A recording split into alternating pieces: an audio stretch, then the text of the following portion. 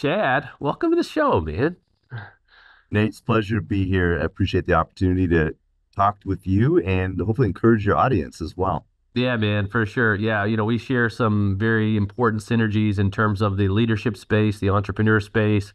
And when it comes to how we view ourselves and how we care for ourselves, there's no more important conversation to revisit because as entrepreneurs, I know, one of the first things to go when it comes to how we've formed and chosen our actions for the day is ourselves.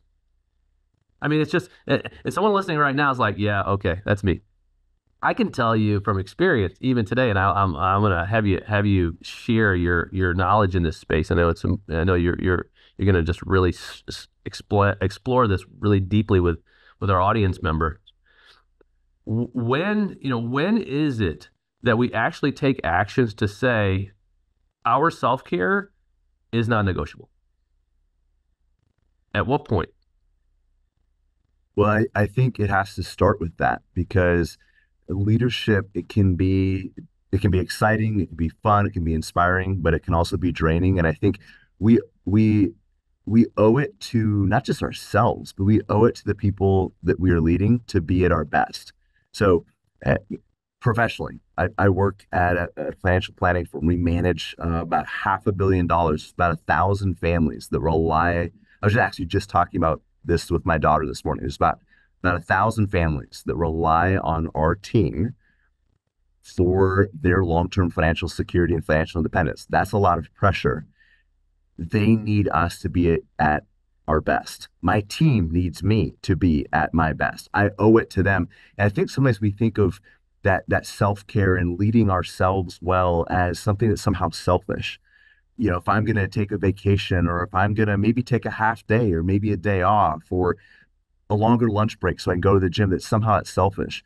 No, I think it's selfish not to, because if I'm not bringing my best self to work, to my team and to the clients that we serve, I am disserving them. I'm cheating them out of the best version of me. So whatever I need to do to come forward as my best self has to be non-negotiable. Yeah, man, that's strong.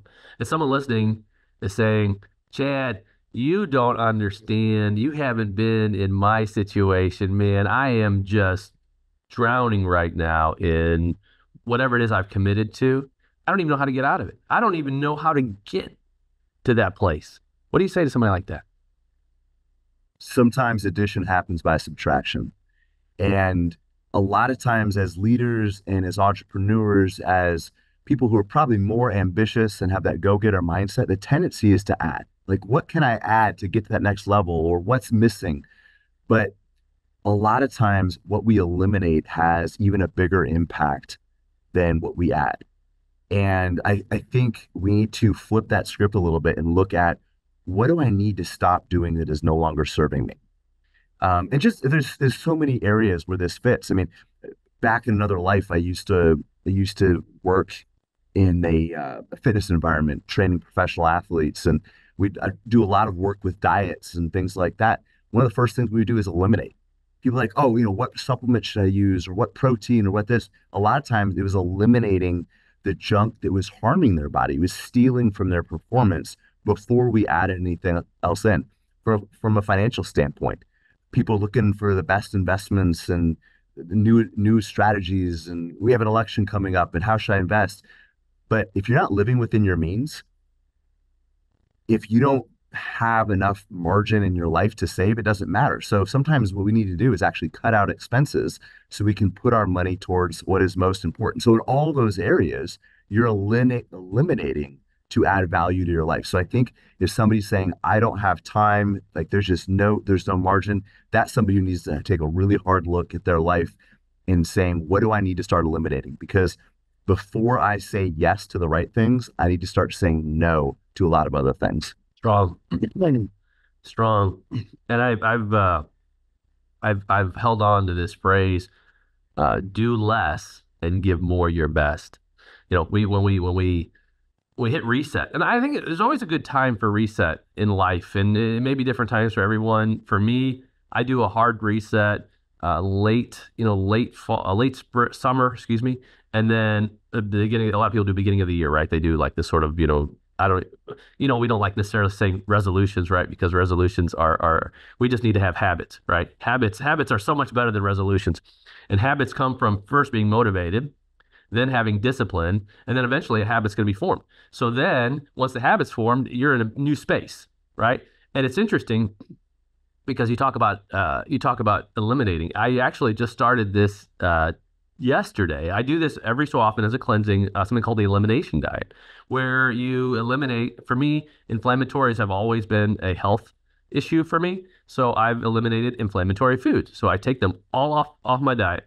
So everything that can possibly cause inflammation, gluten, soy, corn, refined sugar, uh, and some red meat. And I hit the reset button for 90 days, and inevitably my body starts to function more efficiently. How about that for a novel concept, Chad? We eliminate the things that are causing our bodies to not run as efficiently as possible. And then guess what happens? It starts to run better. I mean, it's just one vertical, but it starts with a choice. And here's the other part of it. Sometimes you have to be in a place to where you are truly ready to let go, because sometimes people will say it, but they're not really ready. I mean, the pain has to be sufficient enough. You're right. And what's really hard too is sometimes we're letting go of really good things. If you're trying to run a business or run a family or run anything, and you're binge watching Netflix every night, it might be pretty easy to know where you need to cut. But I'm sure there's people listening to your show right now. They're like, I couldn't tell you what's on Netflix. I don't know what the Kardashians are doing right now. I, I don't even know who's in our presidential race right now because it's been changing so much. I don't have any downtime to give away.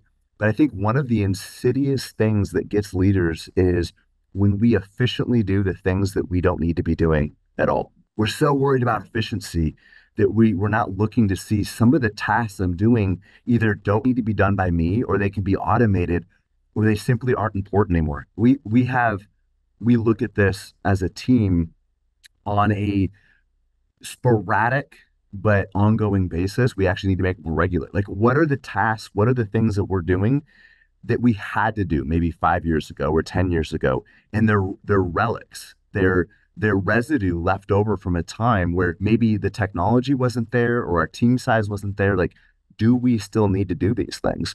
And again, I think leaders can get into this area where we have to say we have to say no to the good so we can say yes to the best. And that's really, really hard when fantastic opportunity, maybe it's a speaking opportunity, maybe it's a teaching opportunity, maybe it's this great new client, but you're like, you know what? This is not in alignment with what is absolutely most important in my life. And those are the hardest things to say no to, because there is great value in doing those things, but there's not enough to keep them on your radar. That's good. That's real good. There's such great power in eventually saying no and learning to make that a habit of your daily vernacular. Also, I think it ties into this idea of integrity as leaders, to stay true to what we can give our best to, and to reduce the dissonance, the noise that comes from saying yes to things that we shouldn't say yes to. In fact, I like to do this exercise. Is if I said no to every single thing, if I was just coming in fresh with no commitment, what would be my highest and best value? What would be my highest and best use? And then begin to say, okay, you know what? I don't need to do that. For me, back in the day, we have an accounting and advisory firm, and back in the day, I did bookkeeping. Man, I wouldn't touch bookkeeping today if I had a 10-foot pole. There's just no way. But it took time for me to eliminate it. And to this day, I still ask myself, if Nate, if you just hit reset, or if you weren't even here, if you weren't present, and everything had to be delegated, automated, and perhaps you paid in it, what would have to change for that to happen? And it's magic when you start to really unfold that. And you're like, oh my goodness. There's so much less than I actually have to do if I set the right systems up, if I have the right people in place, and if I set the tone to where I'm going to say no. Now, part of that, I can't wait to hear what you're going to say. Part of that is some things that you may eliminate, it may affect your bottom line initially. It might have an impact on things like that. But we're giving up to get up. Well, a couple of things on that that I thought of. Number one is in a lot of areas of life, sometimes we need to take a step back before we could take a couple steps forward. Again, we've talked about fitness and health a little bit already. Just think about somebody who maybe hasn't been working out consistently. When they go back to the gym, if they haven't been to the gym in a couple of years or maybe in a couple of months, those first few days are not going to be fun. They're not going to wake up feeling energetic and wonderful. They're going to be sore. Their body's like, what are you doing to me? And sometimes we have to go through that valley before we can keep on climbing, and I'm here in Alaska, so there's mountains all around us. And we have this in life, we kind of have this idea that we're just climbing the staircase and every step should take us a little higher. But in life, that's not how it works. It's much more like a mountain where sometimes you have to walk down a ridge before you can keep climbing. You have to cross that valley.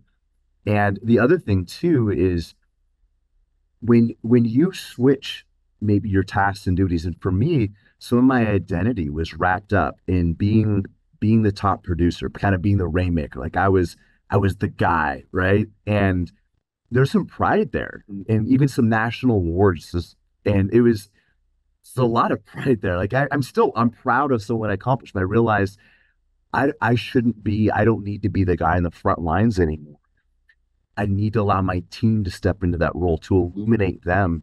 And here's the cool thing about it is I've backed away from some of those frontline roles. Not only have I made myself less necessary in the day to day, I think my team has been inspired. Like it shows so much trust that this baby, this thing that is so important to Chad, he's now giving to me. There's a passing of the baton there, which can be really inspiring to the people around you because it shows trust. It shows that you have qualified them and that you you look at them as somebody who can take it and bring this thing to the next level. And when it doesn't have to be micromanaging, but we just hold on to things we don't need to. I think there's a ripple of distrust that our team can feel. Yeah. I love the mountain uh, analogy as a word picture because you think about when you're climbing and you're right, you have to sometimes go down a little bit. Sometimes you hang out at base camp. Sometimes the weather's not optimal and you just got to chill and wait for the right conditions to present themselves. It's these this is life. So as we're sitting here talking, Nate, I'm looking just over your left shoulder. Does it say love never fails? That's right. I can barely make it out. So it's First Corinthians 13, correct? That's right. 4 through 8. So there's a verse in there. It says love is patient. The word that is used, the Greek word is often used as an agricultural term. The idea of being patient was a farmer planting their crops. A farmer isn't going to put seed in the ground and then come out 3 minutes later, or 3 hours later, or 3 days later and expect crops. There's so much work that had to go in to not even just planting, preparing the soil beforehand, eliminating the weeds, kind of like what we've already been talking about. So just think about that. Like, so you're planting this in the soil, you're eliminating the weeds, you're nurturing it, and this growth happens very slowly over time. But there's a huge investment on the front end. We're not getting immediate results. So that's in business, it's in investing, it's in love and relationships. And that's why that verse is so powerful, because this idea of putting in the work on the front end so you can reap the rewards in the long term. But it isn't going to be this nice uh, linear trajectory.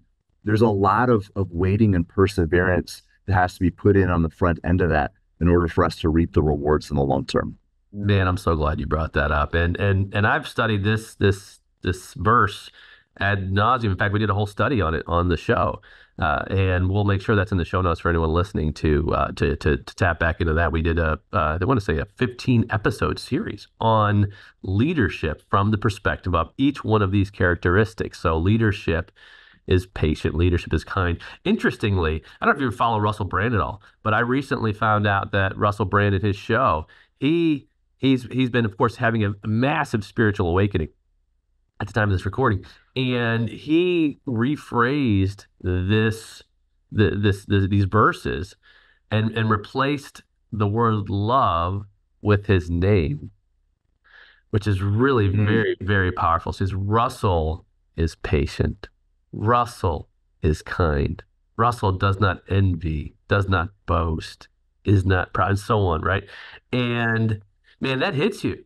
Like that hits you like to stand in that place. And I think that's there's such wisdom and beauty in really in applying some of these timeless principles of I love the agricultural principle from many many perspectives because you can cheat in a lot of things. You can cheat in you know even diet and exercise. You can cheat at work. And that you can't cheat nature. Like I mean, yeah, you can say, well, you can fertilize and all this other stuff, but truly, nature has its timing.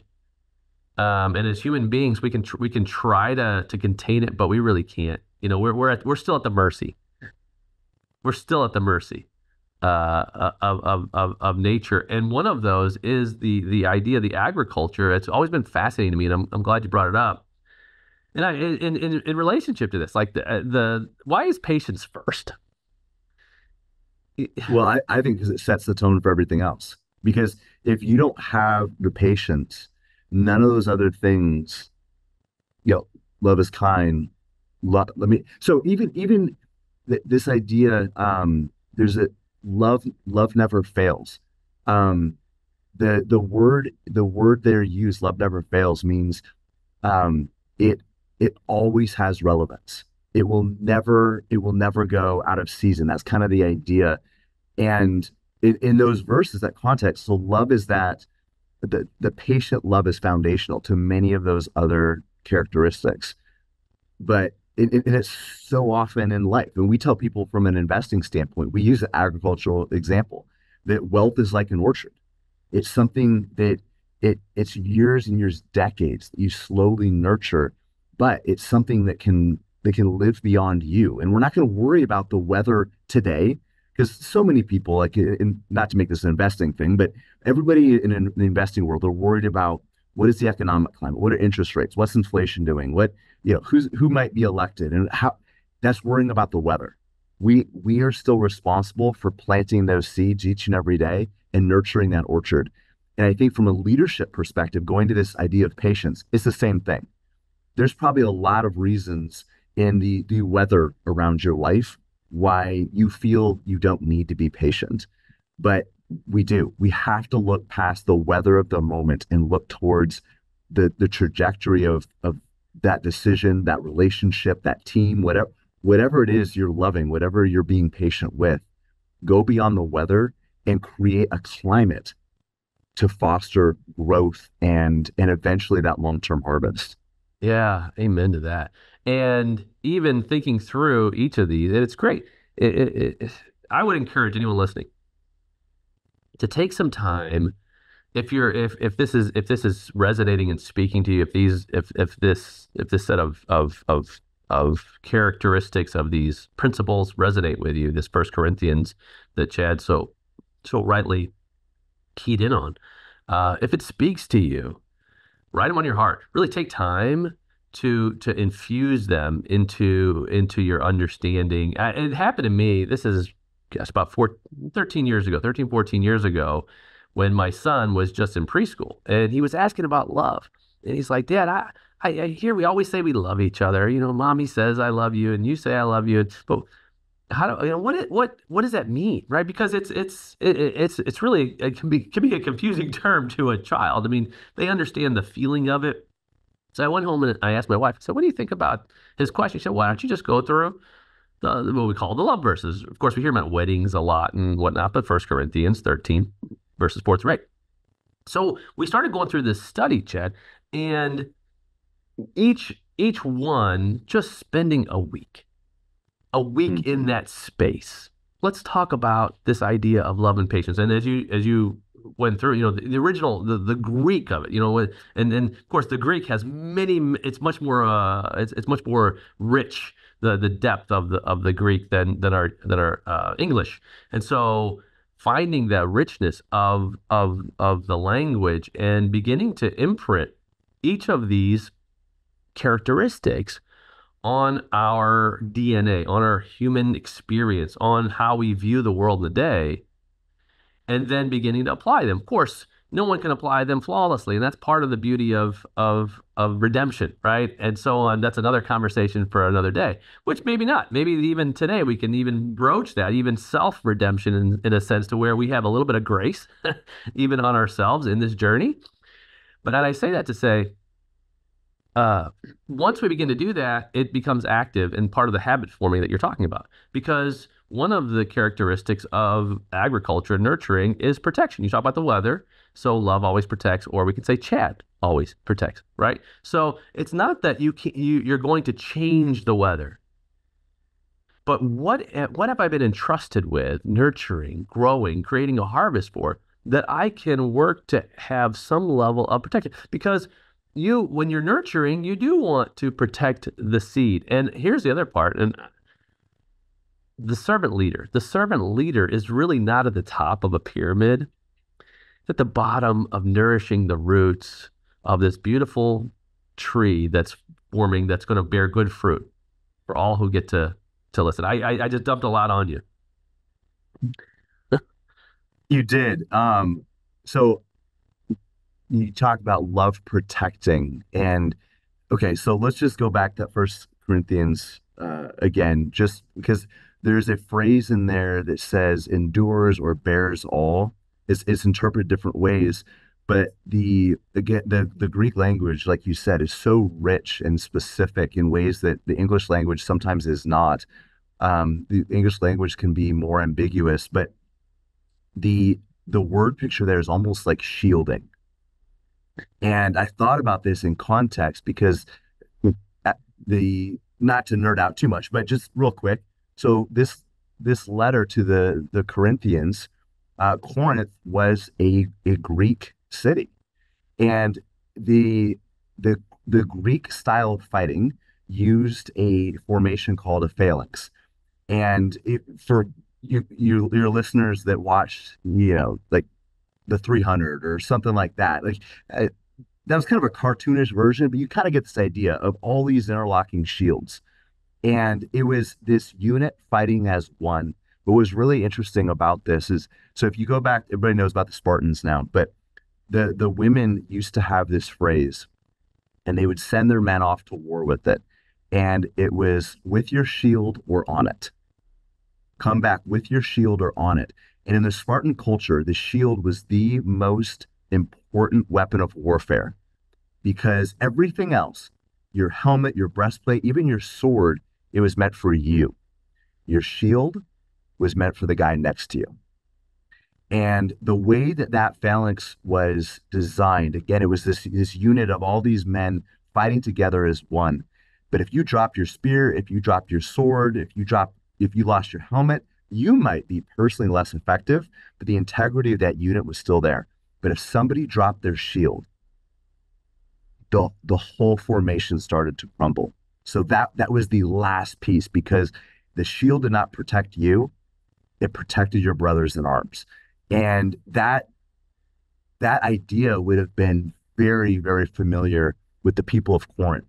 So when it says to shield the person next to you, and I've thought about that, love shields, love protects, love bears up, love covers. That's the imagery. And I thought about that. Do I shield my team? Do I shield the people I work with? Do I shield my family?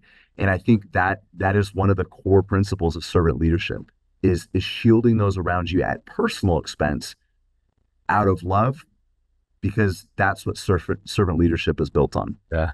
Yeah, man. I can already see this being a multi-part conversation because we're going deep and I'm so thankful. I'm so thankful for your willingness to take it to that next level. Our listener right now, someone is just really getting massive value out of this because it's personal.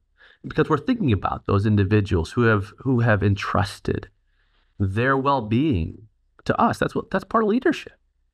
Whether it be your children, your spouse, your coworkers, your community, whoever has taken that trust and laid it at your feet.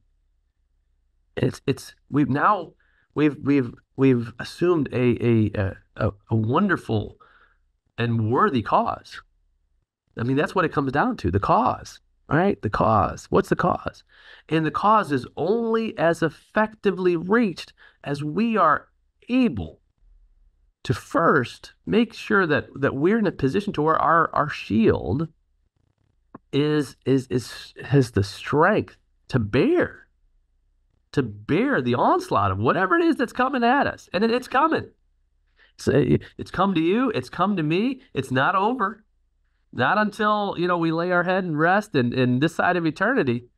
We're gonna be fighting the good fight. And in order to fight the good fight, back to our original points that we're making in this conversation, take some inventory. Take some inventory, because the thinner the margins spread, guess what happens to our shield, right?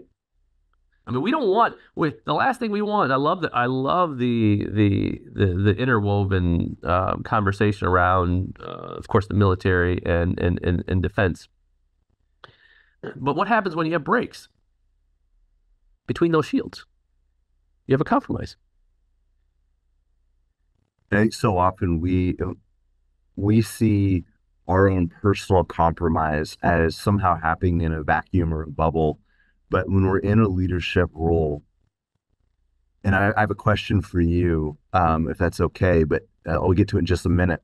But when we're in a leadership role, that compromise has a ripple effect into everybody around us. So my question for you, Nate, is when did you start seeing yourself as a leader? At Mm. what point? Wow, that's a I love it. I love the interviewee has become the interviewer. Well, I'm No, just that's curious because we're talking about all these different things, and I yeah. mean, there's so many nuances to this, and like you said, we could go on and on about this, but I was curious as you were speaking because you brought up leadership in several different areas.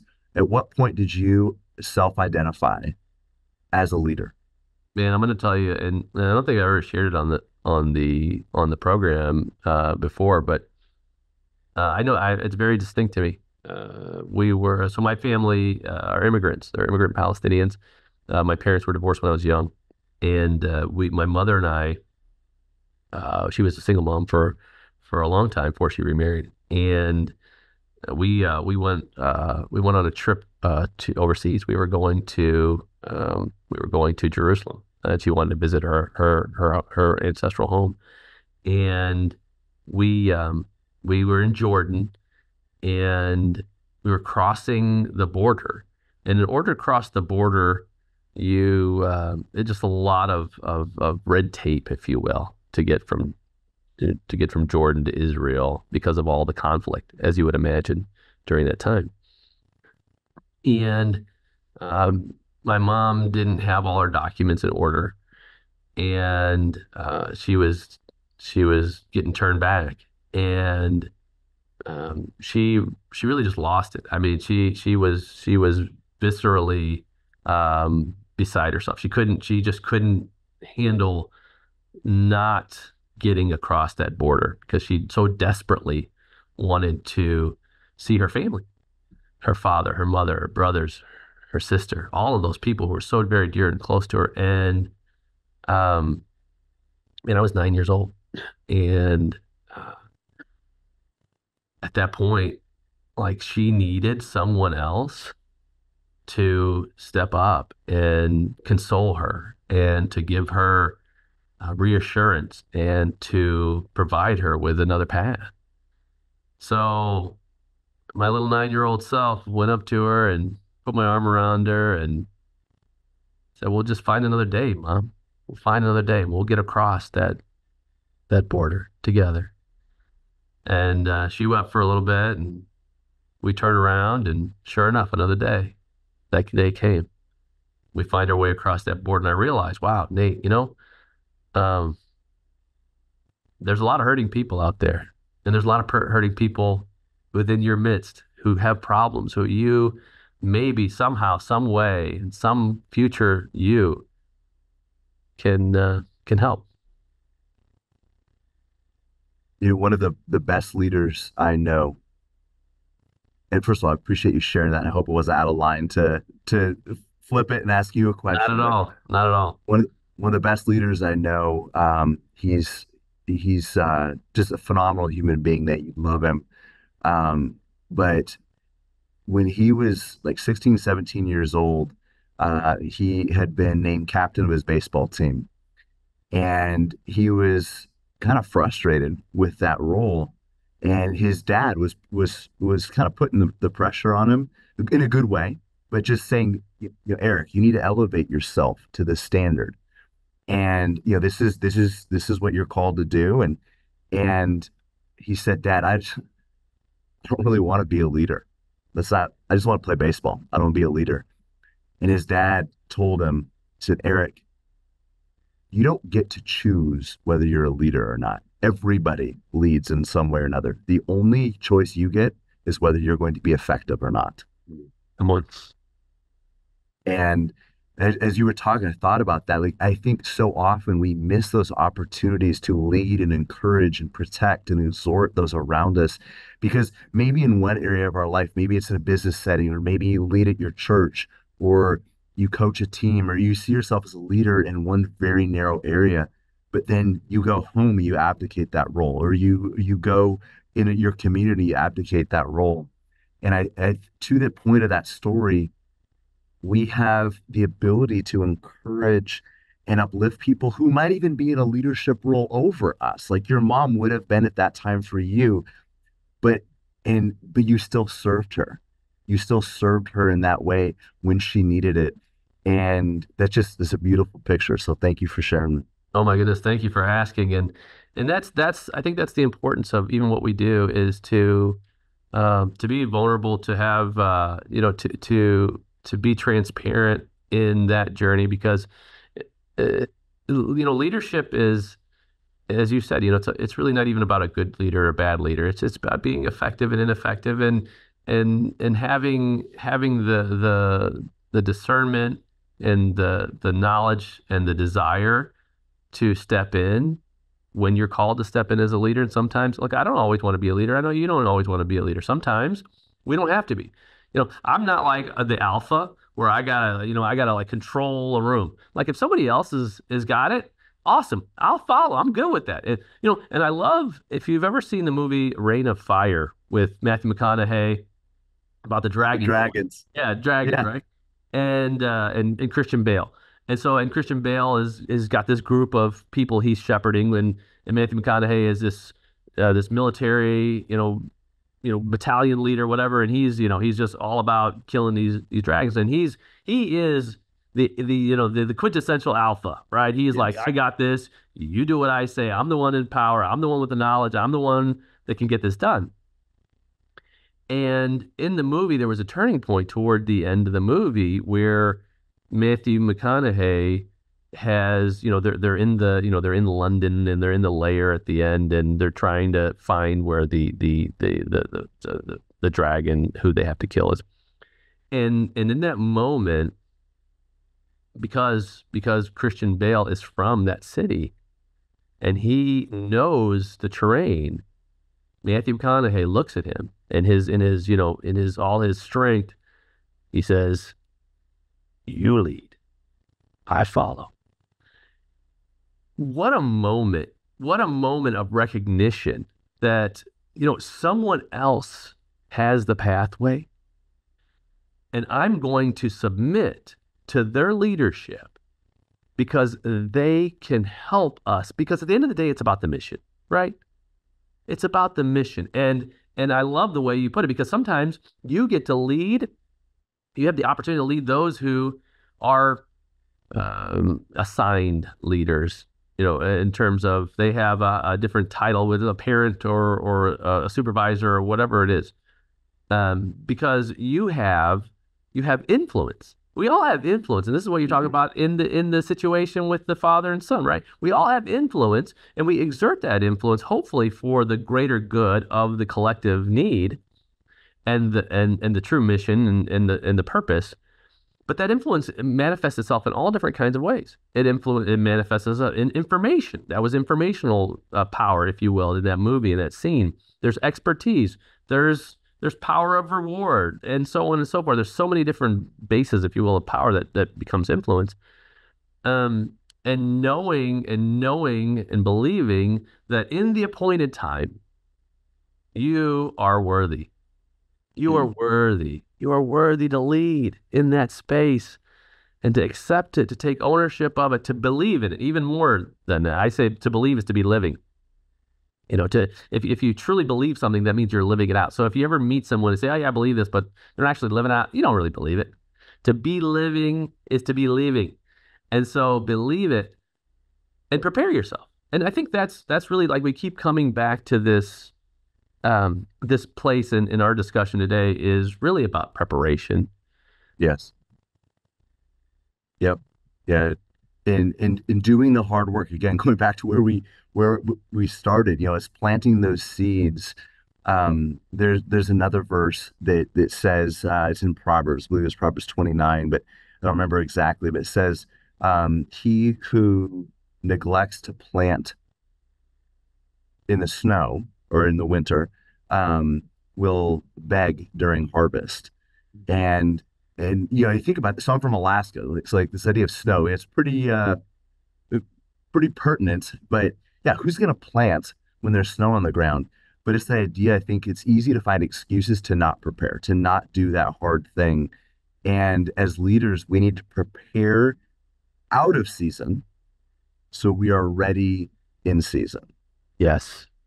Yes. And so someone listening, if you're listening and you're getting ready to go into a season, start the preparation. And you talk about this, and this will be for another episode. Eh, The future you. The future you is coming. The future you will eventually be here, regardless, whether you prepare or not. But the future you will have so much gratitude for the present you if you simply prepare the future you for the objectives, for the challenges, for the trials, for the tribulations, for whatever it is that's coming at you. Uh, Yeah, one of the things that I remind people all the time is every decision, every choice you make either steals from or serves the future version of yourself.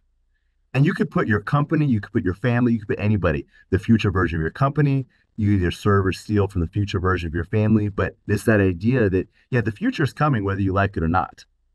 We can ignore it, we can put our head in the sand. But even going back to what you talk about those verses and putting your name in there, like you talk about breaking those verses down like each week. So what you did is you put a plan together. And a lot of us don't have a plan for how to prepare our future selves. And it kind of happens by default instead of by design. And I mean, most of us built our businesses by design, but we allow our personal futures to unfold by default.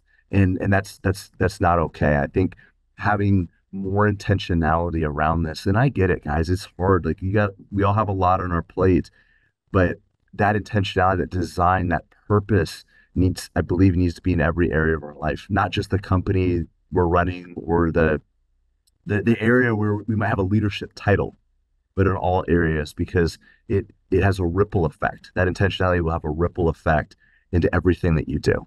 Absolutely. And to look at it, okay, here's I'm in this season. We're both in the financial services world. We work in quarters, right? Quarters, Q1, Yeah. Q2, Q3, Q4, right? So, hey, look at it like that. Okay, here's the season. We're getting ready to go into the fourth quarter. And look at it, if you're a sports person, whatever it looks like, and say, okay, you know what? This is, for me, I like to look at it a whole quarter out. Okay, so January 2025, what am I doing today to prepare myself for that season of life, whether it be, again, family, business, life, whatever it is. And it could be health, it could be emotional health, could be mental health, could be physical health, could be spiritual health. The health piece is the foundation because we can't hope to nourish those who are called to walk alongside of us unless we have the resources to nourish them. And that includes our attitude. This morning when Yeah. I came into the office, brother, I'm gonna lay it out. My attitude was not the normal Nate. Normal Nate is like just the energy. I come in to the office and I'm like, hey, how's everybody? Come on. It's Monday, everybody. All right, it's a brand new week. We are gonna just light it up. Now, I came in without that. We had a hard week. We had one of our dogs is really sick, like on like literally they were about to have us euthanize our pet, and didn't wasn't waking up from an MRI, had anesthesia, and they're like, well, there's nothing we can do. And I'm literally signing the papers, and the doctor comes in and it's like, well, there was some movement. I'm like, well, okay, well, these papers need to get ripped up because our if you're a dog lover, I never was a dog lover when I was young, so I didn't really understand it, but now I totally get it because it's part of our family.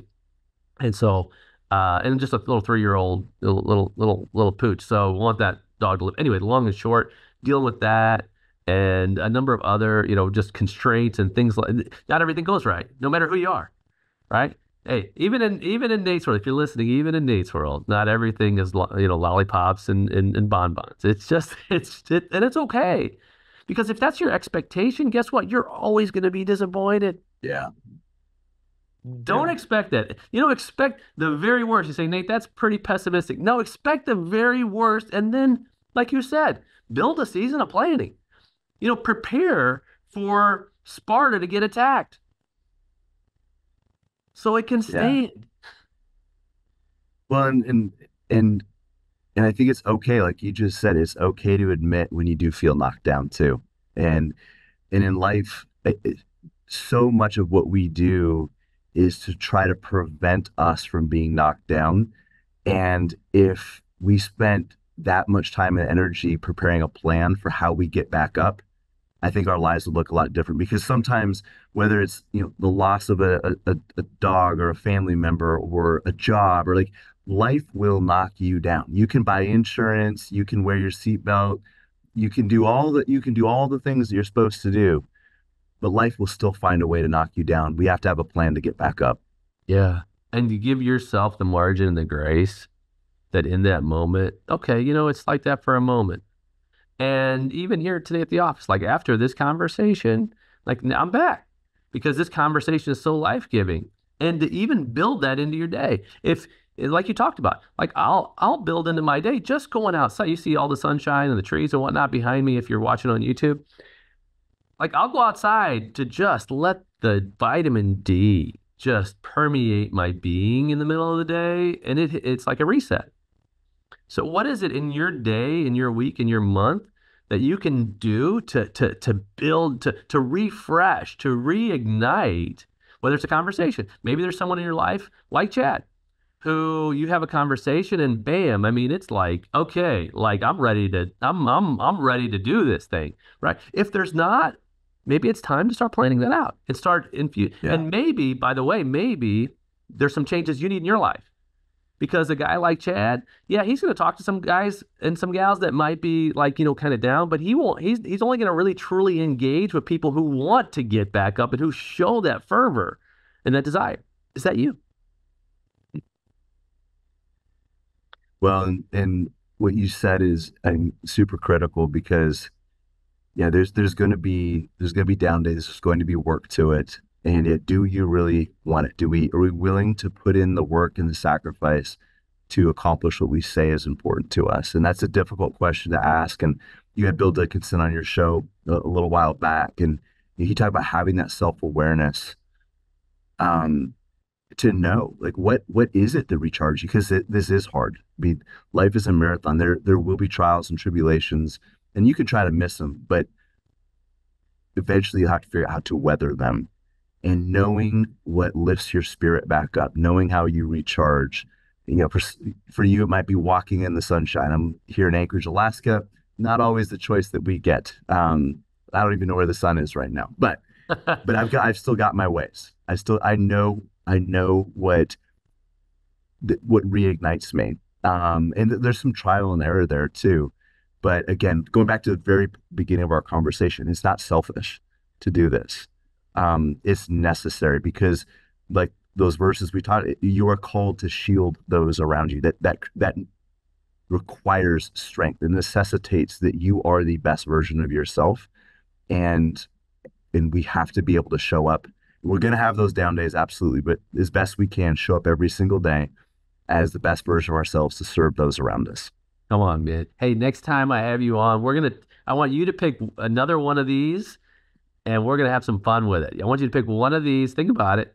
One of these characteristics from First Corinthians. We're gonna change from love to our names, and we're gonna call ourselves out. How's that sound? Okay, Right on, let's do it.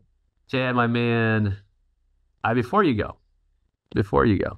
I don't always have time to ask this question to every guest I have on the show, and I'm so thankful and honored to have you. But today I do have a few moments to ask you. And it's a pretty introspective question that I get to ask, and of course it's non-scripted. One day you'll be at the end of this journey. Again, this side of eternity, but on the very summit of life, you'll get to see everything and everyone that you ever were able to impact. And as you see the CEA of blessings that you've been able to impart as a leader and as a follower. What would you have liked to have heard others say about you? I would like others to look at my life and realize that their life was better because they knew me, that I was able to encourage them or empower them or equip them to become a better version of themselves and live a more abundant life. So that a little piece of me would live on in the lives of those that I interacted with. Well, my friend, you are on your way. Thanks for being here, brother. My pleasure, Nate. Thank you for the opportunity and the honor.